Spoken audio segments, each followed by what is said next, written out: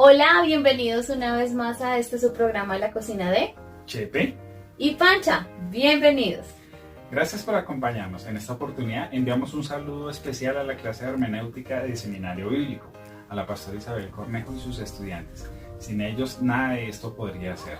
Para ellos pido un fuerte aplauso. El día de hoy vamos a explorar y tratar de explicar la interpretación patrística y medieval a la luz de una experiencia en la cocina. Hoy vamos a preparar como entrada unos cubos apostólicos. Para el plato fuerte, la buena y bien recordada pasta medieval.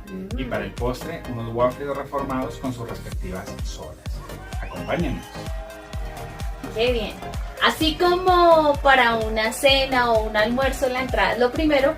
Después de los apóstoles del Señor Jesús, lo primero que se puede identificar en la historia fue la aparición de los padres de la iglesia, los apostólicos, muy contemporáneos con los mismos apóstoles y algunos padres de la iglesia de línea apologética. Este periodo de la historia es el que se conoce como patrística y es el que va del año 95 hasta el 590 después de Cristo aproximadamente, después de la muerte del apóstol Juan hasta el Papa Gregorio el Grande. Como entrada, es decir, al comienzo, en este periodo se estudiaba la Biblia de forma literal. Repitan conmigo, literal. Literal. Pero la alegoría ganó fuerza e influencia.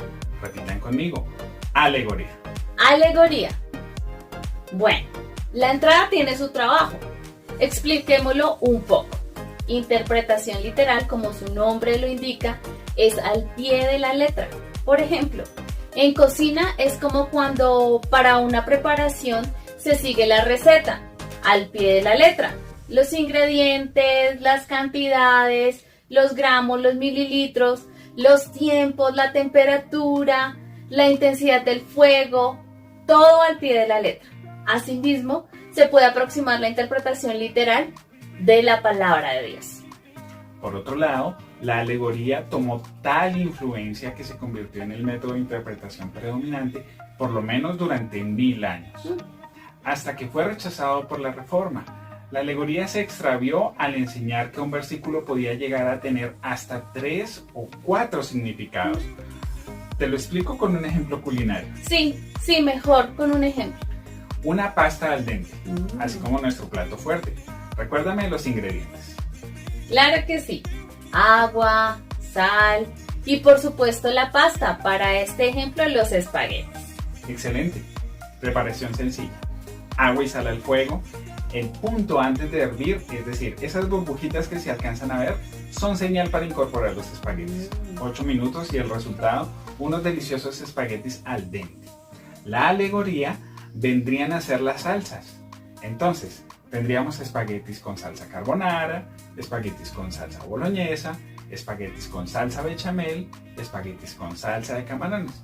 Los mismos espaguetis con diferentes salsas. Cuestión de preferencias. Sí. Algo así pudo suceder con la interpretación alegórica. Muy buena ilustración, Chepe. Ahora te voy a hablar de los padres de la iglesia más postreros. ¿Los que les gustaba el postre? No, Chepe. Los padres de la iglesia que vinieron después de los apostólicos, entre el año 150 al 400 después de Cristo. Es que está haciendo ganas de postre. Estos se dividieron en 2 escuelas de interpretación, por así decirlo. La escuela de Antioquía, de dominio literal, y la escuela de Alejandría, de dominio alegórico. Digámoslo juntos. La escuela de Antioquía, de dominio literal. La escuela de Alejandría, de dominio alegórico. Muy bien. Estas compartían las mismas creencias, pero diferían en la interpretación. Imagínate esto. Escuela de Chefs, Alejandría. Cocina alegórica. Súper. Tremendo. Bueno, esta escuela de interpretación se valora el hecho de enseñar que la Biblia es un libro espiritual, que es la palabra viva de Dios y que aplica a la vida de cada cristiano. Lo cuestionable fue que se separó el texto de su historia, de su contexto, y se dio espacio y protagonismo a la imaginación, encontrar significados ocultos que Dios nunca dijo. No me quedo atrás. Escucha esto. Escuela de Chef Antioquía. Cocina literal. Bien, Pancha, estás volando. Claro que sí. La Escuela de Interpretación de Antioquía enseñaba que un versículo tiene un solo significado basado en su historia y gramática. La historia de los destinatarios del texto, el uso de las palabras y cómo se relaciona el texto con su contexto. Recapitulemos. Solo podremos interpretar un versículo correctamente si le ponemos atención a la historia, la gramática y el contexto.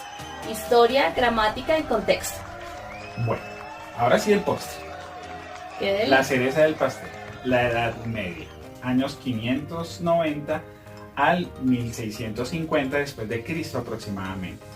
Algunos métodos de interpretación como la tradición, la alegoría, el método histórico y por supuesto la reforma. Ya entiendo.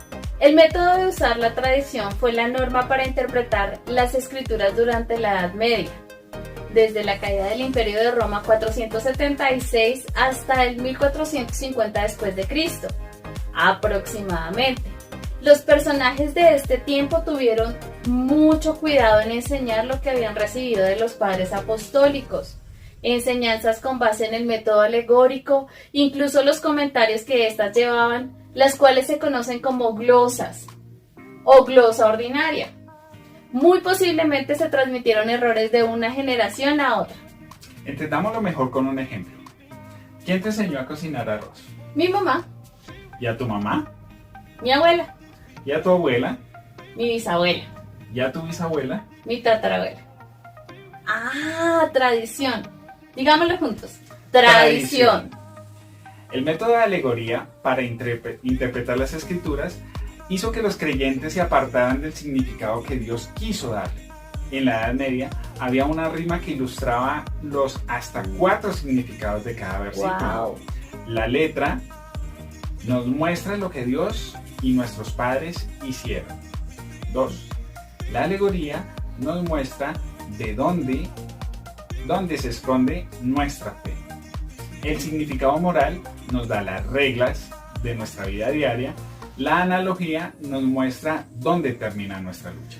Es decir, nos estás hablando de analogía, de la letra, de la alegoría, del significado y de la analogía. Gracias, Chepe, qué bien.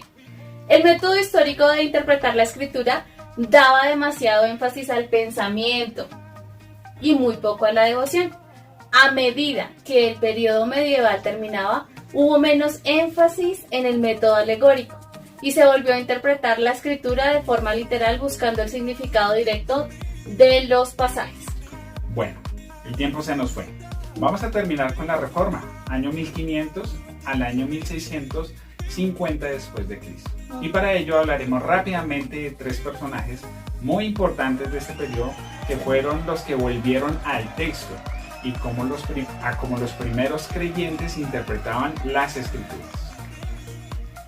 Listo. El primero, Erasmo de Rotterdam, fue el que preparó el camino para la Reforma, quien tradujo el Nuevo Testamento al griego. ¡Qué pilera! Traducción que empleó Lutero para su versión en alemán. Con su método sistemático de estudiar la Biblia y sus anotaciones o paráfrasis, cumplió con los 2 objetivos de la hermenéutica. Primero, descubrir el significado del texto para los primeros lectores y segundo, aplicar el texto a nosotros hoy. Bueno, seguimos con un personaje muy conocido. Tal vez tú has escuchado hablar de él, Martín Lutero. Sí. Rechazó la interpretación alegórica y en su lugar enfatizó en que cada versículo tiene un solo significado con muchas aplicaciones. Preparó la traducción de la Biblia al alemán, fue conocido por las solas. La primera de ellas es Sola Escritura. También dijo que la Biblia por sí misma es su mejor intérprete, no los padres de la iglesia, y creía que necesitábamos del Espíritu Santo para que nos revele y nos ilumine el significado de las Escrituras.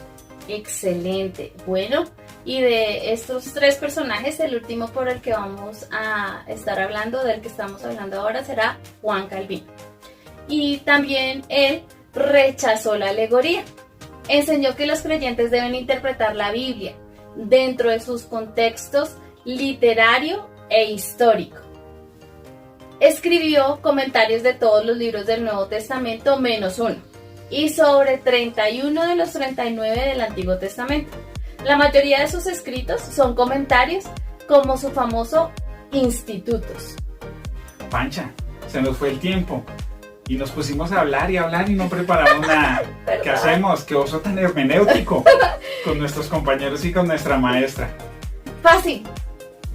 Digamos, Rapia Hermenéutica. ¿Tienes el número de Rapia Hermenéutica? Claro que sí, de memoria, HP. 266-3927. Espera, despacio, repítelo de nuevo. 266-3927. ¡Vámonos! ¡Vámonos! ¡Rápido!